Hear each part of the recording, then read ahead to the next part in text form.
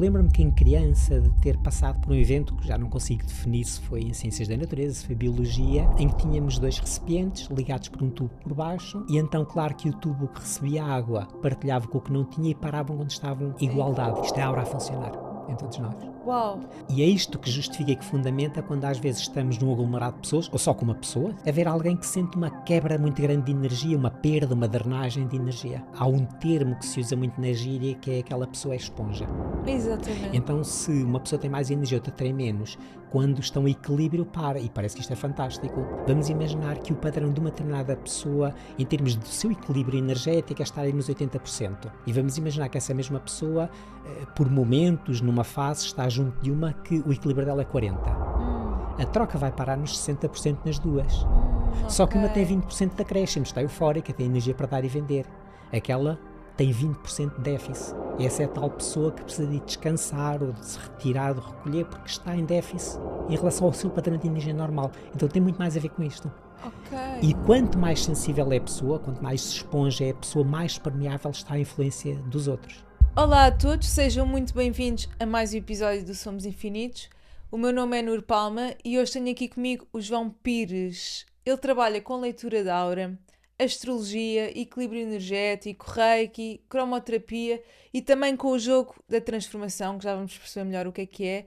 Ele ajuda as pessoas a compreender melhor os seus bloqueios, a sua energia e no fundo, como estávamos aqui a falar, ele ajuda as pessoas a empoderarem-se, não é? Que é, no fundo, esse é o grande propósito do trabalho que o João faz. João, seja muito bem-vindo. Obrigada por teres vindo até aqui. É um gosto estar aqui contigo. Obrigado pela oportunidade. Obrigada. Vamos viajar aqui por temas que para mim são fascinantes.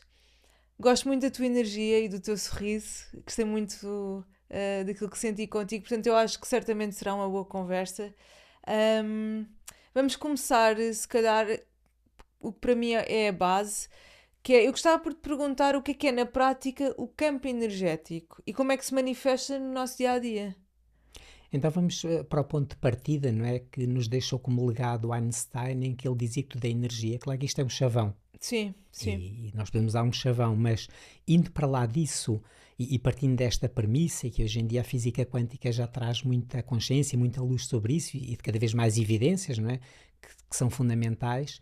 E eu relembro aqui uma frase, estamos a falar do início dos anos 90, que o meu mentor propagava. Ele dizia: é a ciência que vai provar a existência de Deus. Eu achei sempre curiosa e fascinante essa frase. Curioso. Porque a verdade é que temos de cada vez mais pessoas da ciência a voltarem-se depois para uma área espiritual.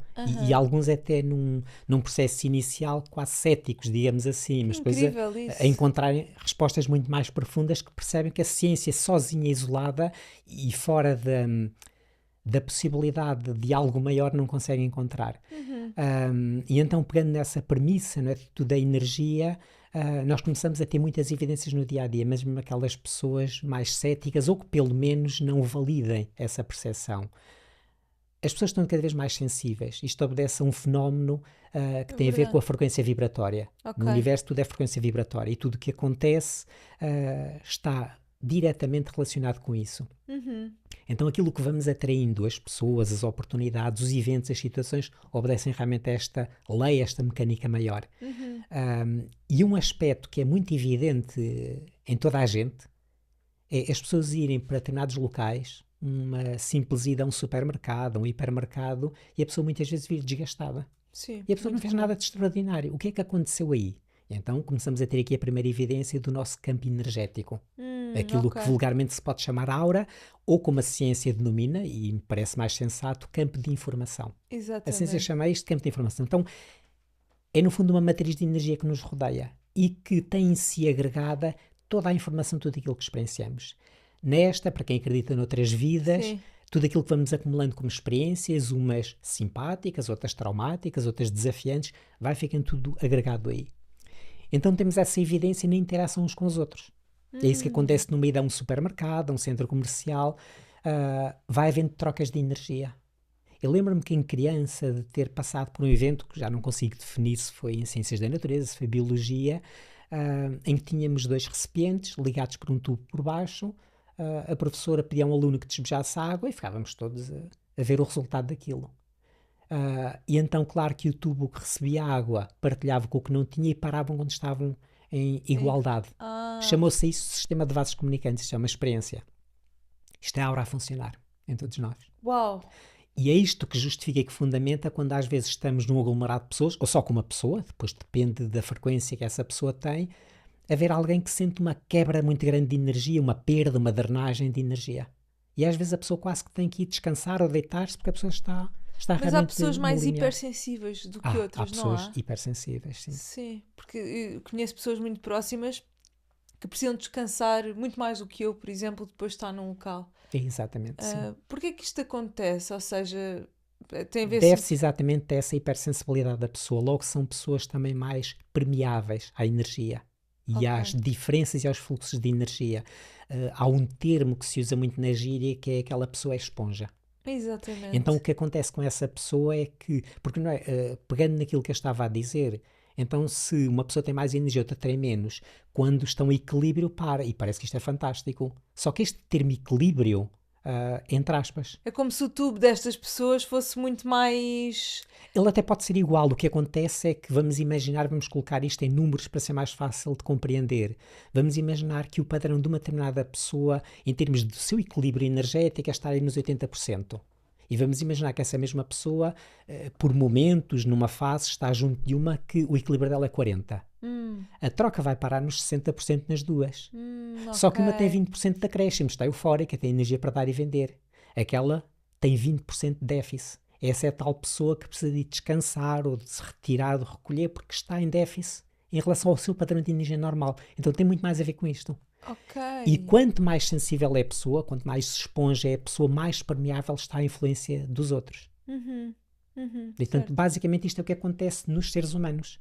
Por isso é que há pessoas com as quais nós estamos muito bem e outras até temos vontade de fugir, ou causa irritabilidade, e a pessoa não nos fez mal nenhum, mas começamos a sentir uma irritabilidade. Porque depois há um mecanismo também de vampirização de energia.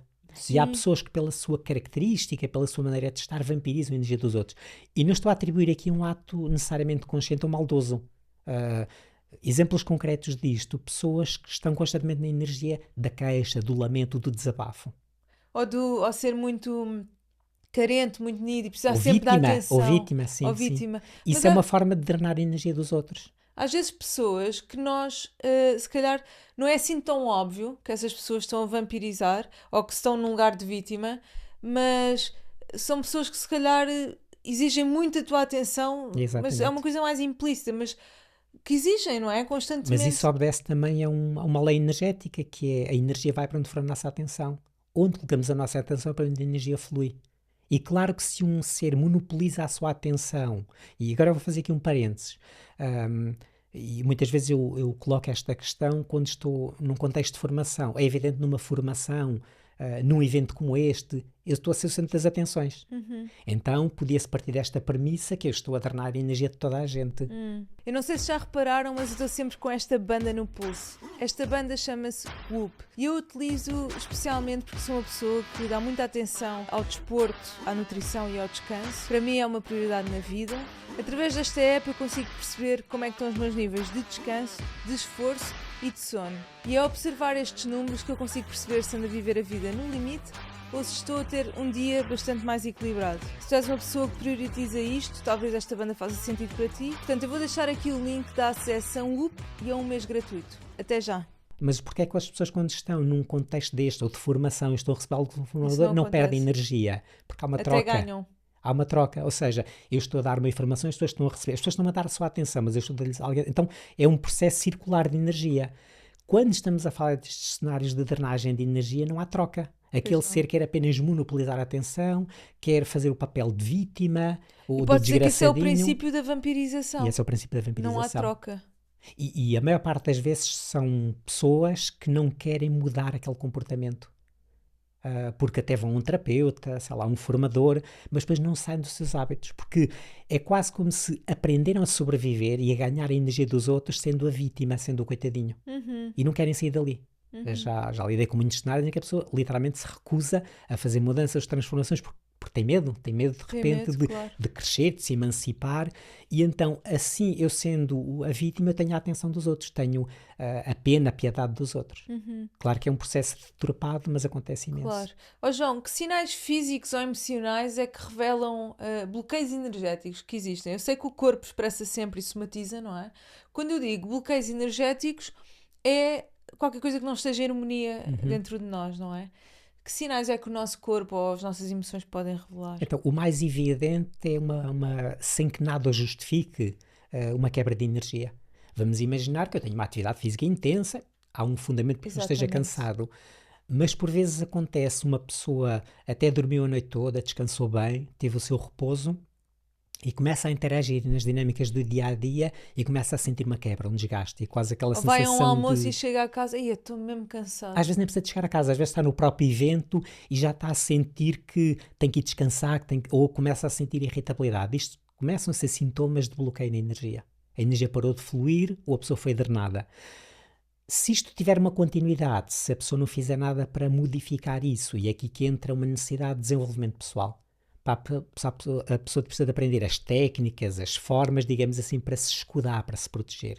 Porque não se trata aqui, mesmo quem é hipersensível, de deixar de ir aos eventos ou ir a um simples supermercado. Nós temos que continuar a funcionar. Claro. E aqui eu sou um bocado apologista daquilo que o meu mentor dizia, que era, nós temos que estar capacitados para ir a todo lado.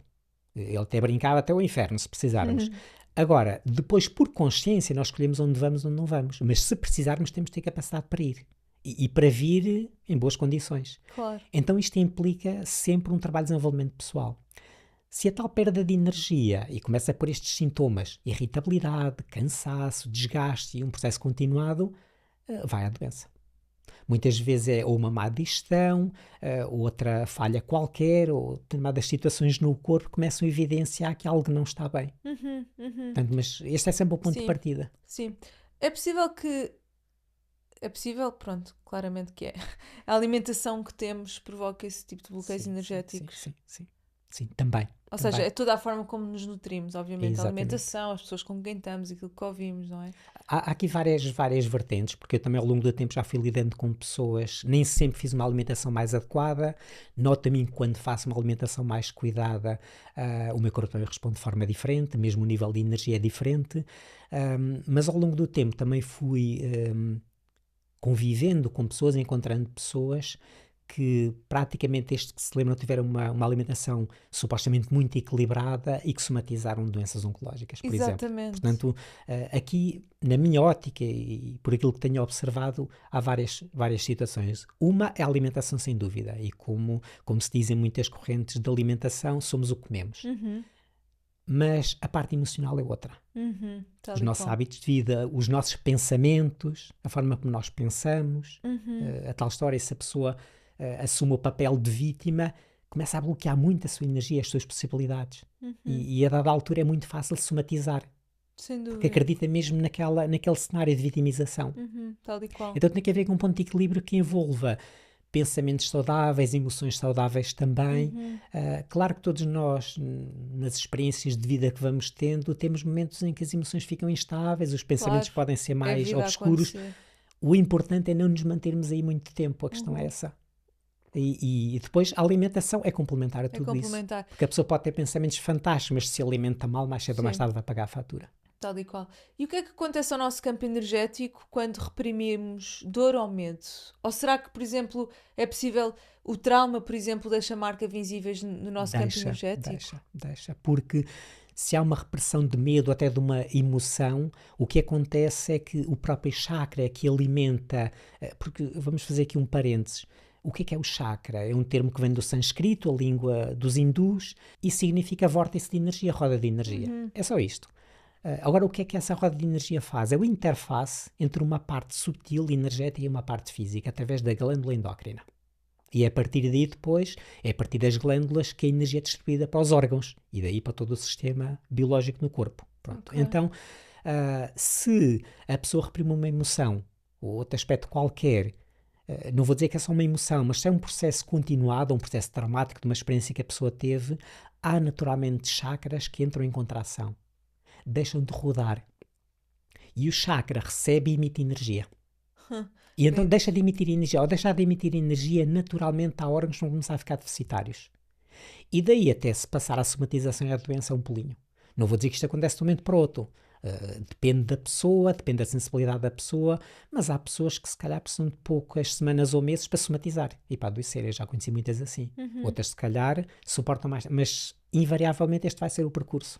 É incrível o que estás a dizer. O meu psicoterapeuta, ele usa um pêndulo e pede-me para eu me deitar e passa o pêndulo nas minhas zonas dos chakras e, portanto, há chakras em que o pêndulo roda com imensa vitalidade, há outros em que bloqueia. Exatamente. E é lindo ver isso, é lindo. Sim. Oh, João, achas que há uma relação direta entre a nossa vitalidade e vigor e a nossa verdade interior? Sem dúvida. Ok. Sem dúvida. Achas que quanto mais nos mentimos a nós mesmos, por exemplo, ou vivemos uma vida que não estamos alinhados, menor a nossa vitalidade e vigor? Porque há pessoas que entram nós às vezes estamos em sítios, há pessoas que entram na sala e nós, uau, ok, sentimos ali há vitalidade ali, não é? Há uma energia magnética. O que é que distingue uma pessoa com um baixo timbre e muita densidade de uma pessoa com muita vitalidade? Eu diria que é mesmo isso, se a pessoa está a viver a sua verdade, que pode estar alinhada com uma verdade maior, ou se a pessoa de alguma forma, por um mecanismo de sobrevivência ou por um mecanismo qualquer inconsciente, está ou em sobrevivência ou acha que tem que mentir ou que tem que enganar ou que não tem que ser verdadeira, sem dúvida. Porque se o ser estiver alinhado com a sua própria alma, invariavelmente aquilo que vai acontecer é que o fluxo de energia que chega até a pessoa é muito superior. Okay. Se a pessoa, porque muitas vezes o que acontece, há menos resistência, inclusivamente já apanhei muitos casos em que a pessoa não está a seguir o caminho que era suposto, o seu caminho de vida, a sua proposta evolutiva, e a pessoa começa a estar bastante desalinhada. Porquê? Porque há um momento em que a alma se recusa a estar dentro do corpo. Okay. Claro que também acontece num trauma. E é comum em situações mais traumáticas, a alma desdobra-se literalmente para fora do corpo da pessoa. Há uma dissociação. Há uma dissociação. Sim. E se a pessoa estiver a contrariar a sua proposta evolutiva, há momentos em que a própria alma, que difere às vezes da persona, diz: não quero estar aqui, não vou continuar com isto. Como é que uma pessoa percebe a sua proposta de vida? Okay? Eu sei que isto é um caminho de uma vida. E eu sei que isto não é estático. Mas como é que tu, por exemplo, João, percebeste? Porque tens um caminho muito peculiar e muito autêntico, eu diria. Como é que uma pessoa que nos está a ouvir, percebe, ok, qual é a minha proposta de vida, não é? Eu, no meu caso concreto, faço astrologia. Claro que há pessoas que vão por outro caminho. Eu comecei a estudar astrologia em 98. Portanto, fiz 5 anos de estudo astrológico. Na altura, nunca me passou pela cabeça ser astrólogo. Nem que seja, tinha um medo que me pelava de comunicar. Eu vinha com a comunicação bloqueada, questões de vidas passadas. Nem parece. Agora não, eu tive que confrontar exatamente isto. E a astrologia foi a ferramenta realmente que me ajudou. Então foi quando me elaboraram a primeira vez o mapa, já estava no primeiro ano de estudo de astrologia, que me disseram, há aqui um caminho que é importante tu fazeres. Na altura a coisa não foi muito explícita. Mais tarde, já estava eu no quinto ano de astrologia, então aí sim surge aí mesmo a evidência, 4º ano de astrologia, de que as coisas não estavam a funcionar muito bem profissionalmente, ou seja, aquilo que até aí fluía muito bem. Eu trabalhei no mundo da restauração, em pastelaria em particular, e senti as coisas muito bloqueadas. É verdade que também sentia já uma desidentificação. Completamente dois mundos completamente diferentes. E nessa altura eu disse, eu não sei o que é que se está aqui a passar, não estou a conseguir descodificar, preciso de uma ajuda externa. E marquei consulta para o meu professor da época, no 4º ano. Achei curioso, não é? Porque eu sentia as coisas muito bloqueadas profissionalmente. Ele só tinha vaga um mês depois e eu na altura eu estava sem trabalho, ou seja, havia coisas no ar, mas nada de concreto. Eu na ocasião estava a aceitar inclusivamente metade do vencimento que a oferia. E mesmo assim não me chamavam. Portanto, eu ia responder a anúncios muito mais qualificado que a maioria que ia lá e não era selecionado. Aquilo estava a fazer muita confusão. Eu dizia, não estou a ser teimoso, não estou a querer que seja só este valor. Eu marco a consulta, ele diz-me só daqui a um mês é que eu tenho vaga. Tudo bem. E uma semana depois eu estava a trabalhar com o vencimento normal. E eu percebi nessa ocasião que... Deste um passo na tua direção. Exato, eu percebi, não sei o que é que vai acontecer naquela consulta, mas é importante. Há ali uma informação que a vida, que o universo me quer dar. E na altura, depois, para quem acha sincronicidade com as datas, a consulta foi dia 13 de maio. o dia da Sim. consulta, eu vou à consulta e na altura ele diz-me, isto acabou, o mundo da pastelaria para ti acabou, a vida tem outros planos para ti. E foi um misto, eu lembro que na altura foi um misto de alívio, mas por outro lado também de susto, agora faço o quê? E na altura ele disse, vejo aqui dois caminhos possíveis, a astrologia, eu como ainda tinha a comunicação bloqueada, pus logo de lado, outra é cura pelas mãos, e já tinha ouvido falar de algo que não sabia muito bem o que era, de Reiki, que era de imposição de mãos, e fui por esse caminho. E pronto, e na data mais ou menos que ele tinha predito, realmente foi quando eu abandonei o mundo da pastelaria e me dediquei totalmente a esta área. Portanto, para mim, quando é que eu percebi então que tinha um outro caminho? Foi através da astrologia, sem dúvida. Bem, até acho que é uma história mesmo bonita, João, mesmo. E a astrologia, de facto, pode revelar o nosso propósito de alma. É o roteiro. Eu costumo dizer às pessoas quando me consultam o que é o mapa astrológico, a carta astral também como é denominada. É o nosso projeto de vida. É o mapa da tua vida. É o projeto que a vida colocou para nós. Então é como se fosse um projeto, um contrato que assinamos com a vida, digamos assim. E que depois, de alguma maneira, nos cabe a nós ir criando esse alinhamento, essa sintonia. E a astrologia mostra-nos o que tem de ser ou o que pode ser. Ou seja, aqui eu pergunto, a minha pergunta foca-se precisamente no destino ou no nosso livre-arbítrio, não é? Porque há pessoas que confundem o mapa astral com a previsão da nossa vida. E Exatamente. não é. Não é.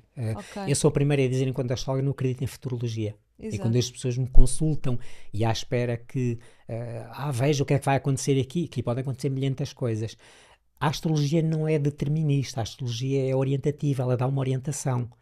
E há sem dúvida estes dois aspectos, que é por um lado o livre-arbítrio e por outro lado sim aquilo que podemos chamar o destino, uma missão. E ambas caminham ao lado uma da outra.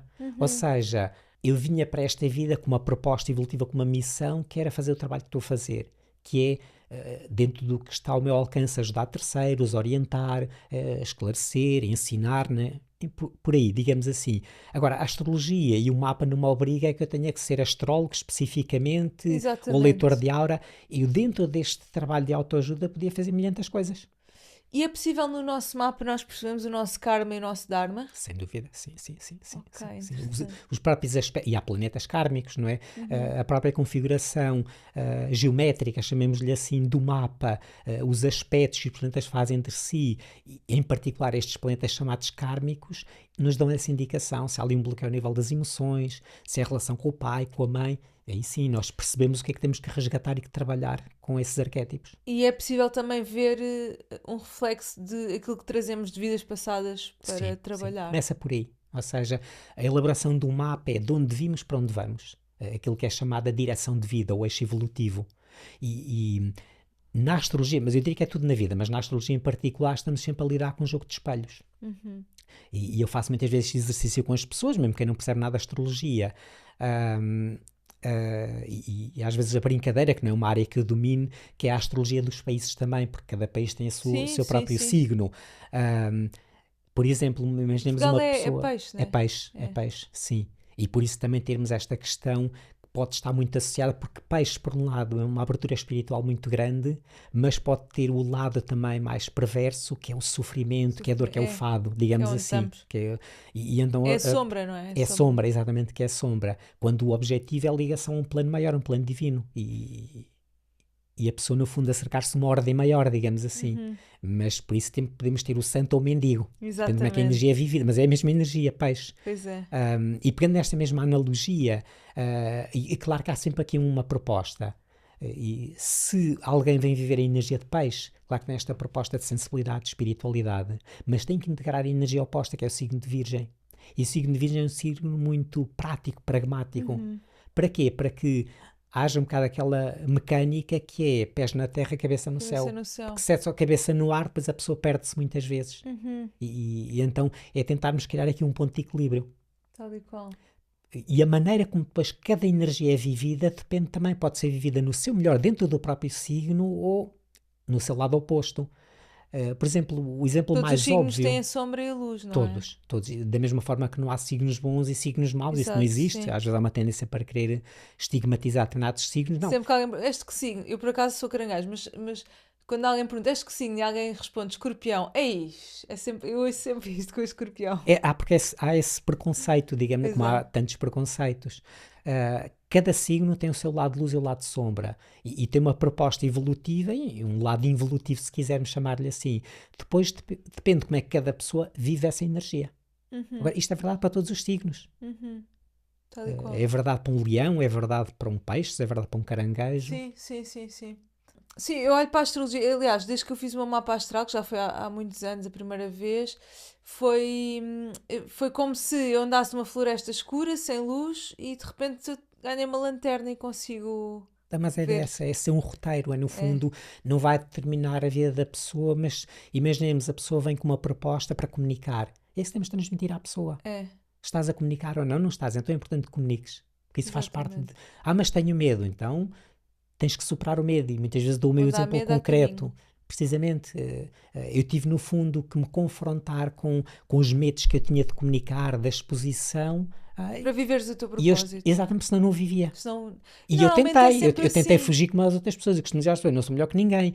Portanto, eu quando comecei a fazer escolhas e percebi que a vida me ia empurrar para outra área, eu escolhi dinâmicas que não me expusessem na comunicação. Eu fui fazer o curso de quiromassagem. Tenho a carteira profissional de quiromassagem, de massagista, fui fazer o Reiki e a vida foi-me dando trela até me encostar à parede, porque, na verdade, depois as propostas de trabalho que surgiam era para comunicar. E, portanto, eu não transformei no evoluir por consciência, evoluir por necessidade, que é o que acontece com a maior parte das pessoas. É como todos nós. Exatamente. João, tu fazes também leitura de aura e eu gostava de desmistificar um bocadinho deste tema, porque leitura de aura, não sei, há pessoas que pensam que estás a prever o futuro de alguém, ou enfim. O que é a leitura, o que é a aura? Ok, já falamos do campo energético, no fundo é a mesma coisa, mas o que é a aura e o que é que acontece numa leitura de aura? Então pronto, como disse há pouco, é o campo de informação que nos rodeia e que tem em si contida e gravada toda a informação, tudo aquilo que vivemos. Eu nem digo no nascimento, a informação está lá e a própria medicina hoje em dia já fala disso no processo de concepção. Ou seja, em todo o processo de gestação, o feto, digamos assim, vai gravando a informação à sua volta, principalmente da mãe, como é evidente, e por razões óbvias, mas não só. Exatamente. E por isso é que há seres que nascem já traumatizados e não é de vidas passadas, como sou no feto. Há uns anos atrás eu não lidei com o caso, foi através de uma pessoa perto de mim, e há uma moça que é procura para leitura de energia feminina, que é uma das vertentes de leitura da aura, e porque ela tinha ali um problema em que ela começa a vida amorosa dela, um namoro, e há ali um momento em que ela e o namorado querem começar a vida íntima e a coisa com ela não funciona. Porque sente dor, e portanto a coisa nunca desembrulhava e ela não queria perder a relação e procura ajuda e tentar perceber o que é que se passa aqui. E é muito curioso porque aquilo que é desvendado na dita leitura é que havia ali uma correspondência daquele processo dela com a mãe dela. E que era um trauma herdado a partir da mãe. Ela não sabia de nada, de coisa nenhuma, e saiu da leitura com esta informação que aquilo estava diretamente relacionado com a mãe, aquela inibição sexual dela, e ela chega à casa e pergunta à mãe como é que foi a concepção dela, e a mãe revela algo que nunca tinha falado, que a concepção é no fundo fruto, entre aspas, de uma violação, meio consentida. A senhora era casada, o marido chega um dia à casa embriagado e força o ato. Incrível. Ou seja, aquele corpo daquela mulher recebe aquilo como uma violação. Meio consentida porque era o marido, mas ela não estava propriamente para aí. O espaço dela foi Agora, violado. Aquele ser é concebido nesse processo e tem todo um processo de gestação com essa memória traumática. O resultado que torna-se mulher, torna-se adulta e quando vai para iniciar a vida sexual dela, a coisa está bloqueada, ela está fechada. Isto só para nos dar um exemplo. Então, voltando à questão, no campo de informação temos lá tudo. Para se aceder ao campo de informação, sim, é preciso a pessoa fazer um trabalho interior. Há pessoas que com muita facilidade fazem, mesmo sem terem passado por uma... Todos nós temos essa sensibilidade. Todos temos. Para acedermos, precisamos fazer um trabalho profundo. Para aceder e fazermos um trabalho honesto, digamos assim, não nos pormos ali a inventar e coisas que saem da nossa cabeça, porque depois tem que se trabalhar muito isto, tem que se trabalhar o discernimento. O que é meu? E por isso é que primeiro temos que fazer um trabalho interno, e um trabalho realmente de limpeza, de desconstrução pessoal. Quando diz trabalho interno, falemos então de meditação. Meditação diária. É essencial eu diariamente olhar para mim, para os meus chakras, para a minha energia, para que se eu for ler a energia de outra pessoa, eu não esteja a projetar coisas minhas. E coisas que estão no meu campo de informação. Okay? Então, primeiro é preciso este trabalho de rigor e de isenção, para que depois eu, quando estou perante alguém, eu esvazio-me e estou a ser ali, entre aspas, um transmissor, um canal de informação que vem da própria alma, do espírito daquela pessoa, para expor naquele momento. E que normalmente aquilo que aparece é aquilo que é mais presente para aquela pessoa naquele momento. Porque ou seja, tu não acedes aquilo que queres, tu acedes aquilo que a pessoa está disponível para mostrar. E que a própria alma dela transmite. Exato. É aí a que pessoa, eu vou buscar seja informação. A alma, porque a pessoa não tem consciência disso. Exato. E falam muito que, eu vejo cores, a aura tem cores, ou seja, a aura tem cores? A aura tem cores, sem dúvida. No entanto, a leitura da aura não é para ficarmos nessa parte mais fantasiosa. Às vezes acontece isto. Há uma pessoa que chega até mim para uma leitura da aura e diz: se calhar não devia fazer hoje, eu digo que correu muito mal. Isso não tem nada a ver com isso, não, porque as cores é o momento instantâneo da pessoa e isso muda de acordo com os pensamentos, com o estado emocional. Então há uma oscilação. Quando estamos a falar deste tipo de leitura, e ela, fazer este parênteses também, ela foi denominada de esta técnica de leitura da aura aqui em Portugal. Ela, na sua origem, é a leitura psíquica. E que faz mais jus à informação em si. Porque se falamos de leitura da aura, sim, a nossa aura oscila. Se eu agora der uma gargalhada, a minha aura vai responder instantaneamente a isso. Eu recebo um telefonema traumático e eu fecho a minha energia. E aí então é uma coisa muito limitada. E há pessoas que falam mal da leitura da aura porque é nesta ótica. Sim, não, aqui estamos a falar de um processo muito mais abrangente, não é? Que vê, não é só o momento, vê aquela fase de vida da pessoa. Em que fase de vida é que a pessoa se encontra? Vidas passadas, mas sempre as vidas passadas em paralelismo com aquela fase de vida com, sei lá, imaginemos uma pessoa que está a viver a maternidade. É evidente que a informação que vai buscar do passado e vidas passadas está inerente ao assunto. Ou maternidade, ou filhos, e por aí fora. Porque há sempre uma correspondência daquilo que a pessoa está a viver no tempo presente. Que lindo, que lindo. E, João, portanto, o campo de informação dá-te essa informação através de imagens, de cores, de sons. Como é que é o tipo de informação? Normalmente são imagens, mas não só.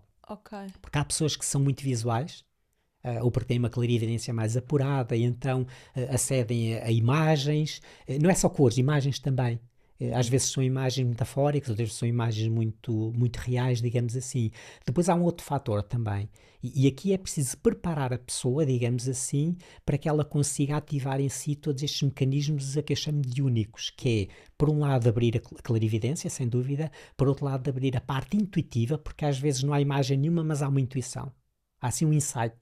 E a pessoa sabe que tem que dizer aquilo. Se depois, porquê é que disseste? Não faço ideia. Mas eu tinha que dizer isto. E isto acontece com as pessoas no dia a dia. Às vezes estamos com alguém e dizemos uma ou duas. E eu digo, porquê é que disseste isso? Sei lá. E depois às vezes tentamos racionalizar o processo. Mas não veio da razão. Veio de um outro patamar, digamos assim. Então a ideia é trabalhar pelo menos estes 3 patamares, que é a clarividência, sem dúvida, a intuição e a sensação. E a sensação é aquilo que vem. Hoje em dia temos a ciência a dizer, nós temos um segundo cérebro no intestino. E eu acho isto curioso, né? Porque o meu mentor, não usando esta linguagem, ele dizia que os momentos mais marcantes da vida dele tinha que uma segunda voz que vinha do estômago. E já se percebeu que é essa parte, não é? E então vem do âmago do ser. E esta parte não é intuição, é um sentir, é uma sensação. E aquilo que eu digo às pessoas é porque nem toda a gente lê da mesma maneira. Eu já apanhei formandos que dizem que não vem coisa nenhuma. Mas assim que abrem a boca e começam a falar, são extremamente assertivos. Então não é com imagens, não é com cores. É o sentir, é através do sentir. São pessoas mais emocionais, mais sensitivas. Há pessoas que são mais intuitivas, são aquele mais fogo, mais flash. E há outras que são através da imagem. O ideal é irmos desenvolvendo e trabalhando estes 3 fatores, digamos assim. Sim, eu imagino que a nossa comunicação base é a comunicação telepática, ou seja, aqui nesta dimensão, sim, nós precisamos de palavras para falar e de linguagem não verbal e do corpo, mas eu imagino, sei lá, que numa 7ª dimensão nós não precisamos... Não é necessário, Não é necessário... Aliás, se nós pensarmos, João, quando tu chegas à minha frente, eu sinto algo, não é? Só que o mundo é tão... existe tanto entretenimento e distrai-nos tanto que nós estamos mais virados para fora do que para dentro. Mas, na verdade, nós sentimos uns aos outros. Exatamente. E eu consigo receber muita informação.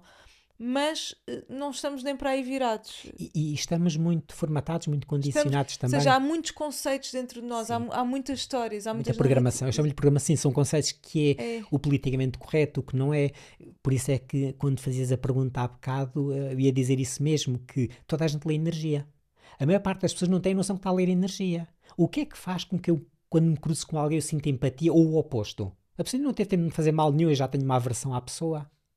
E não é obrigatório que seja uma coisa de vidas passadas, às vezes é só uma diferença de energia. Falta de compatibilidade. Falta de empatia. Sim, e portanto está tudo bem. E quando aprendermos a validar isto, deixamos de nos forçar a estar em ambientes, em cenários que muitas vezes são tóxicos ou adversos para nós. É apenas um cenário de validação. Ali não estou bem, com aquela pessoa não sinto compatibilidade. Eu não tenho que estar mal com a pessoa, mas também não tenho que me forçar a conviver com aquela pessoa, senão é gratificante para mim. Exatamente. Só que não somos ensinados desta forma. Pois é. É verdade, é verdade. Sim, se nós começarmos a respeitar muito mais aquilo que sentimos... O nosso sentir. A questão é que vivemos num sistema, nós somos o sistema, mas vivemos num sistema que também não há muita margem... para vivermos só através não é só, mas para vivermos mais através do nosso sentir, não é? Porque lá está, existe aquilo que é politicamente correto, existem, não sei, pessoas que trabalham num ambiente então corporativo, acho que se torna bastante mais difícil, mais desafiante, mas cá estamos nós para mudar isto. Mudando. E acima de tudo é preciso um ponto de equilíbrio. Sim. Eu não me canso de dizer às pessoas que é muito importante nós, dentro das contingências que temos, aprender a viver em liberdade ou em maior liberdade. Isso não quer dizer o oposto, que muita gente confunde, que é libertinagem, só faço o que me dá na telha. Também não estamos nessa dimensão. Não é isso, eu gostava, mas não estou. É responsabilidade. Há um sentido de responsabilidade, não é? E por isso é que é importante criarmos uma sociedade, e esta é a sociedade equilibrada, de interdependência, não é de codependência. Exatamente. Eu sou dependente e sou coxo e junto-me outro coxo para ver se caminhamos como deve ser. Não vai funcionar. Claro. Então, eu sei que dependo de terceiros, como terceiros dependem de mim e há este processo de equilíbrio. Eu tenho algo para dar, como preciso também de receber algo. Exatamente. E, portanto, o objetivo aqui é encontrar realmente um ponto de equilíbrio em que eu tenho que aprender a escutar-me e ouvir-me, para não me estar a violentar consecutivamente, mas de vez em quando também tenho que fazer uma tarefa ou estar com alguém que acho menos aprazível. Mas então eu tenho que adotar as técnicas, as posturas corretas, de forma a eu perder o mínimo de energia. Exatamente. E a questão é esta, a chave é essa, passa por aí. Como disse anteriormente, eu tenho que estar apto para ir a todo lado. Até ao inferno. Até ao inferno, se for necessário, mas faço o que eu tenho que fazer e venho-me embora. Não fico ali a fazer sala, não fico ali a fazer praia, como se costuma dizer. Mas tenho que estar apto como tenho que estar apto para lidar com pessoas às quais até possa sentir aversão. E sem fazer daquilo um drama, o fim do mundo. É o QB, manter o distanciamento necessário, quer físico, quer energético, faço o que tenho a fazer e está tudo bem. E isto ajuda-me também, ensina-me também a lidar com a diferença e com aquele que é o oposto de mim, aquilo que é diferente de mim. Porque se vivermos sempre na nossa bolha também não evoluímos, não ficamos naquela fantasia também que o fantástico é viver em comunidade. Pois. E infelizmente há poucas comunidades de sucesso um pouco pelo mundo e já há muitos ensaios, não é? Há muito poucas. Porquê? Porque as pessoas muitas vezes unem-se pela sua carência, pelas suas limitações, à espera de construir uma coisa forte. Não, é uma coisa que é carente. Que é carente. Então a base não é forte. A questão é mesmo a individualidade. Por isso é que nunca resultou e nunca vai resultar, mesmo ao nível político, quando se quer pôr as pessoas todas a pensar da mesma maneira. Eu não quero andar pela política, não acho piada, mas a questão é mesmo esta. Faliu, vai continuar a falir e as pessoas têm que perceber isso. Todos nós, sem exceção, temos de fazer um caminho de individualidade. E quando cada um se individualiza, quando cada um se responsabiliza pelas escolhas que adota, então está capaz de cooperar com terceiros e de partilhar isso com terceiros também. E é isto que vai construir uma sociedade mais forte. Colaborativa, e não uma sociedade competitiva como temos. Sim. E eu acho que é preciso caos para gerar este sentido de responsabilidade. Ou seja, quando eu digo é preciso caos, eu olho para a nossa sociedade e para o nosso mundo e sinto que precisamos de certa forma, viver e passar pelo que estamos a passar para existir também uma elevação de consciência e um sentido de responsabilidade maior. Ou seja, é preciso ser para não ser, não é? Então... Eu só acrescentaria aí, Nora, que não precisamos, infelizmente a maior parte das vezes temos de o fazer para conseguir crescer. Pois, infelizmente. Sim, eu lembro há uns anos atrás de ter ali um dilema existencial e ter muito esta pergunta interna que é porquê a dor, porquê o sofrimento, e nos meus processos meditativos eu equacionava lá o chamado mundo invisível e os seres invisíveis, porque é isto, qual a função disto tudo? embora houvesse aquele chavão que a dor serve para nós crescermos, sem dúvida, isso até eu conseguia atingir. Mas aquilo não estava a encaixar muito bem. Eu lembro-me numa altura ter uma resposta interna que era a dor serve realmente para os seres crescerem. No entanto, quando os seres aprenderem a crescer pela harmonia, a dor é desnecessária. A dor é desnecessária. E eu achei brilhante aquilo porque realmente sim. Então, voltando àquilo que tu dizias, bonito. Sim, o caos provoca um choque na consciência das pessoas. Quando há um acidente enorme é quase como se fosse um abanão. Mas não precisamos tanto. Mas não precisamos. E esse é já o limite quando outros recursos por parte das leis universais foram esgotados. E quando as pessoas individualmente e como um todo teimosamente continuam a querer remar contra a maré. Sim. Mas, infelizmente sim. Por isso é que temos este emergir, não é, na sociedade de extremas, de todo o género, todo o tipo de polaridade. Isto é para provocar um choque no ser humano, sem dúvida. Pois é. João, eu queria também passar pelo tema da energia feminina e da energia masculina. E partindo pela base também, que é para as pessoas que nos estão a ouvir também entendam o conceito de que o que é energia feminina e masculina e no fundo não tem nada a ver com o nosso sexo, não é? Exatamente, nada. E queria também fazer essa distinção. Ou seja, energia feminina e masculina existe tanto no homem como numa mulher. Temos as duas polaridades, portanto, supostamente, não é, o que se diz, e eu defendo também um pouco esse conceito, que é a humanidade como um todo está a evoluir para o ser andrógeno. Que não é um ser deixar de ter sexo, mas é um ser que está equilibrado nas polaridades. Para não haver tanta polarização, para não sairmos um bocadinho desta roda viva, digamos assim, que o ser está sempre à procura da sua cara metade, do seu complemento. Sim. Eu acho que isto é muito redutor, é muito limitador. O ser tem que se bastar a si próprio. Para que depois, então, quando se quer partilhar com alguém, não se partilha pela carência, mas pela complementaridade. Vai para um outro patamar. Então, temos as duas polaridades. Nunca me fez e faz-me cada vez menos sentido que se esteja a fazer aqui uma demarcação. E isto não tem nada a ver depois com a tendência sexual que cada um escolhe, cada um, isso é outra história, completamente diferente. Agora, independentemente da tendência de cada um, da escolha de cada um, nós temos as duas polaridades. E o objetivo é, dentro de nós, internamente, conseguirmos equilibrar essas duas polaridades. Eu consegui ser receptivo, que é no fundo a energia magnética, ou energia yin, e consegui ser elétrico, yang, quando é necessário, que é agir, a ação, o movimento. Então eu tenho que conseguir encontrar um ponto de equilíbrio. Porque manifestamente vemos pessoas muito yangs, independentemente do sexo que têm, sim, extremamente, o mundo está muito yang. E outras estando num corpo masculino e serem muito yins. Sim. E isto não tem que implicar necessariamente ou objetivamente a homossexualidade ou quer que seja. Sim, nada a ver. Isso é outro filme, digamos assim. A questão é mesmo a pessoa conseguir encontrar em si o equilíbrio na ação e o lado magnético e o lado elétrico. Este é o objetivo. Sim. Vivemos num mundo altamente masculinizado, concordas ou achas? Sim, completamente. Porque eu no outro dia perguntei, estava a entrevistar a Paula Ponce, que é uma consteladora que eu conheço, sim. Conheces, pronto. Excelente, sim. Gosto muito dela e nós tivemos agora um book club que foi muito bom mesmo, foi um momento muito giro, muito, muito profundo. E eu perguntei-lhe, eu disse, olha, imagina que o planeta Terra chega ao teu consultório ou à tua sala e vai constelar um tema ou traz um problema. Qual é que achas que é esse problema que a humanidade ou o planeta Terra está a passar?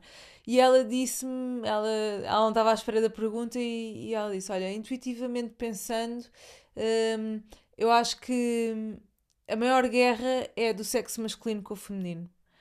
E portanto, aquilo ressoa muito comigo, porque eu acho mesmo verdade. Concordo. Não é? Sim, concordo. Portanto, eu acho que é isso que se está a passar no mundo. Qual é que é a tua visão sobre isto? Desde há muito tempo a questão é que agora temos essa evidência, mas temos isto há centenas ou milhares de anos que isto dura. E olhamos para esta história, não é um achismo, é a história. Temos realmente uma sociedade que se tornou uma sociedade patriarcal a subjugar a mulher. Infelizmente, continua a estar na agenda hoje em dia. Nós vemos este emergir dos países muçulmanos, pelo menos da maioria deles, e eu considero uma aberração, honestamente, considero uma aberração, porque é usar-se informação religiosa e na maior parte das vezes deturpada e fazer uma deturpação para proveito próprio, para uma agenda muito pessoal. Portanto, isto não tem nada a ver com os processos de equilíbrio, não é? Que a humanidade deve alcançar e com aquilo que eu dizia previamente, não é? Nesta questão do equilíbrio da polaridade. E, portanto, temos uma história mesmo ocidental, também de domínio patriarcal. Em Inglaterra, não há muito tempo atrás, século XIX, não sei quando é que isso se alterou, mas os únicos herdeiros eram homens. Numa família de mulheres, se morresse o homem, o chamado chefe de família, herdariam primos, tios, ou quer que fosse. Não foi assim há tanto tempo. Exatamente, a questão é essa. Portanto, as mulheres ficariam numa condição muito precária. Às vezes quase de prostituição, para mendigar uma coisa que deveria ser sua por legitimidade. Na Constituição da República Portuguesa, década de 80, eu não estudei direito, mas já convivi com pessoas que estudaram, havia lá um parênteses em que o homem podia bater na mulher desde que não deixasse marcas. Isto fazia parte da Constituição da República. Terá mudado com a entrada na União Europeia, ou coisa que... Portanto, há coisas que são uma aberração e não estamos a falar de século passado, há muitos séculos, ou estamos a falar de coisas muito atuais. Portanto, continuamos a ter isso. Continuamos a ter esta discrepância e logo o desequilíbrio que o planeta Terra como um todo vive. Porque enquanto uma energia for ostracizada, vai haver desequilíbrio e necessidade de compensação. Sempre. Enquanto o ser humano não entender isto é básico. Para mim é mesmo básico. É o beabá de tudo, em termos existenciais. Tem que haver um equilíbrio.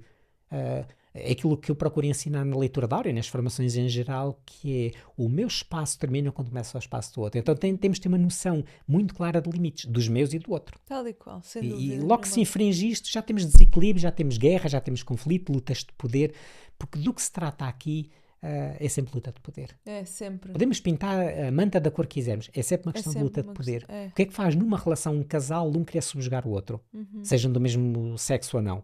É lutas de poder, é insegurança, portanto são coisas mal resolvidas internamente e depois vai-se extrapolar isso para o outro, depois vai-se fazer uma quantidade de alegações, mas tudo isso é falso, é ilusório, é um auto-equívoco. Sim. É tal e qual. Principalmente na cultura muçulmana, é uma questão de poder. Ainda ontem falava sobre isso. É muito claro, vê-se essa questão de poder, é muito óbvio. João, para terminarmos, eu não queria terminar este episódio sem falarmos do jogo da transformação. O que é o jogo da transformação e o que é que este jogo pode revelar sobre o ser humano? Então, este jogo veio de uma comunidade, falava-se aqui há bocadinho de comunidades, talvez, do que eu conheço também, não conheço muitas, não é? Mas daquelas a que já tive algum acesso, daquelas comunidades de sucesso. Nasceu nos anos 60, em 1962. Nasceu de uma necessidade, de uma dificuldade. Ou seja, no fundo, foi um casal e mais uma amiga e perderam o seu emprego no norte da Escócia. Depois tiveram que viver para um parque de autocaravanas desativado. Por uma questão de sobrevivência. E a partir daí começaram a criar uma comunidade. Estamos a falar também daquela onda hippie que emergia um pouco por todo lado. Um dos elementos... era extremamente sensível, era uma mulher, a única que eu tenho conhecimento que ainda está viva hoje, das fundadoras da comunidade. Se me recordo aqui o nome dela, havia Ellen Keddy, não me recordo o nome da outra. E então ela tinha muito contacto com os devas da natureza, os espíritos, chamados espíritos da natureza. E foram recebendo orientação para aquilo que hoje nós conhecemos um pouco como compostagem. Hoje em dia, quando a gente fala de compostagem, naquela época, estamos a falar do início dos anos 60, os devas foram orientando para eles aproveitarem as cascas, sementes e por aí fora. E portanto, estamos a falar norte da Escócia, num terreno que biologicamente já foi analisado várias vezes, é pobre, continua a ser pobre, e eles tinham fenómenos à semelhança do entroncamento, couves com 14 quilos, portanto, no uso desta compostagem. Isto começou a atrair muita gente e às tantas fundaram uma comunidade que depois teve o suporte de alguém com muitos meios financeiros e criou a Fundação Findorn e subsidiou aquilo. É curioso, depois mais tarde compraram um hotel do qual tinham sido despedidos e o hotel serve hoje de suporte às formações deles, aos retiros e por aí fora. Portanto, vem daí, vem dessa comunidade. O jogo em si levou 10 anos a ser formado. E surgiu do quê? Da necessidade de eles partilharem com o exterior como é que é viver em comunidade. Então, basicamente, o jogo é uma cópia do que é estarmos em comunidade e no nosso dia-a-dia, porque o jogo em si tem as dinâmicas de traumas, bloqueios, depressões, milagres, insights, tudo isso, aquilo que nós vivemos no nosso dia-a-dia é isso. Então, é um jogo de tabuleiro, no fundo, em que a pessoa tem como ponto de partida escolher um propósito de jogo, uma intenção de jogo, pode ser conhecer melhor, ficar rico, a pessoa pode trazer o propósito que quiser para o jogo, digamos assim.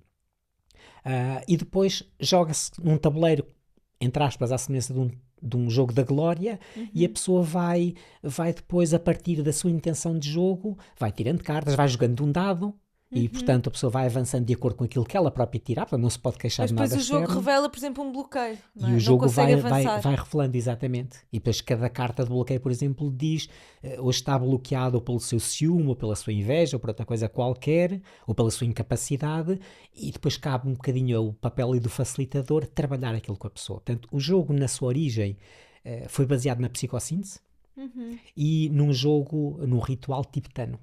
Em que o monge, quando se sentisse apto, capaz, tinha que entrar num labirinto que ele não conhecia, com uma peça, e tinha que encontrar a saída, e a peça tinha que vir modificada. Isso dava a prova de que ele tinha conseguido fazer a transformação à alquimia. Portanto, eles pegaram um bocado neste princípio, deste ritual tibetano, na psicossíntese, e depois o facilitador trabalha um bocadinho ali com a psicossíntese, que é ir sempre devolvendo para o participante a questão. Portanto, ali a chave é o facilitador nunca dizer à pessoa, vai por aqui, vai por ali. É sempre devolver para a pessoa.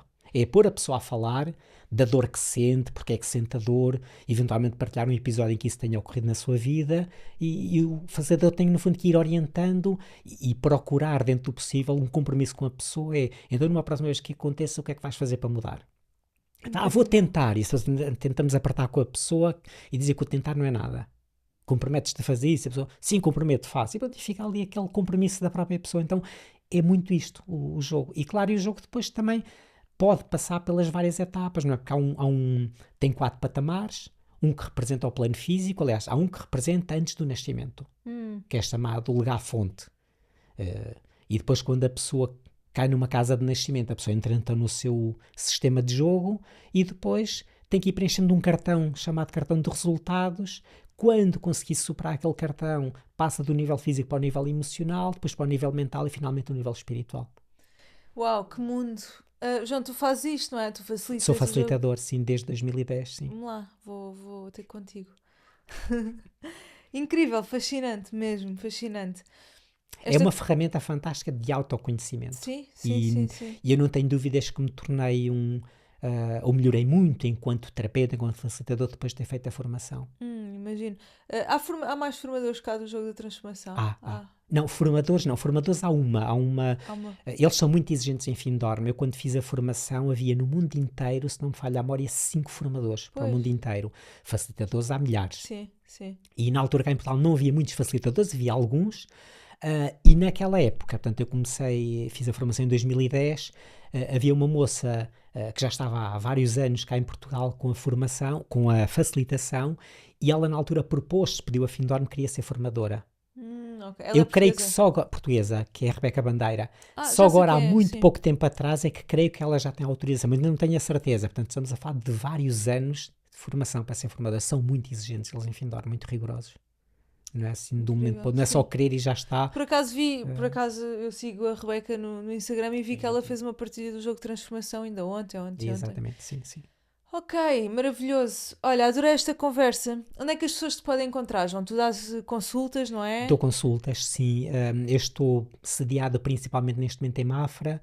Já estive em Lisboa, neste momento estou periferia de Lisboa, em Algés, em que vou um dia por semana. Mas as pessoas podem encontrar a minha informação no meu site, é joaopiresterapias.com. E lá tem toda a informação, as várias subpáginas, com tudo aquilo que vou fazendo. Em breve espero também requalificar o site, já assim um bocadinho antiquado, e quero também renová-lo. Sim, mas está muito claro, está muito bem organizado. Pronto. Eu encontrei toda a informação lá. Perfeito, nós também vamos deixar aqui o site. João, olha, obrigada por esta conversa. Obrigado pela oportunidade. Muito bom conversar contigo. Obrigada. Obrigado.